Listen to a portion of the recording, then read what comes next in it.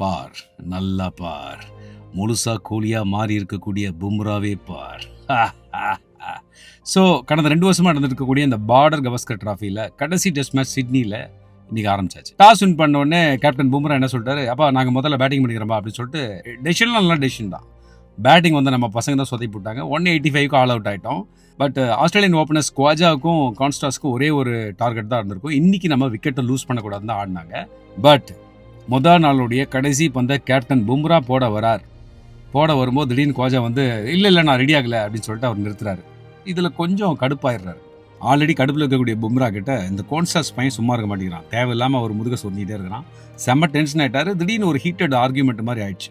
அம்பையர்லாம் வந்து சமாதானப்படுத்தி எல்லாருங்கப்பா ஒரு பந்தா இருக்குது போடுங்கப்பா போய் போடுப்பா அப்படின்னு போட விட்டாக்க அந்த லாஸ்ட் பால்ல குவாஜாவுடைய விக்கெட் எடுக்கிறாரு. சத்தியமா இப்படி ஒரு அக்ரஷனை நான் பும்ரா கிட்ட இருந்து எதிர்பார்க்கல. நீங்க எதிர்பார்த்தீங்களா?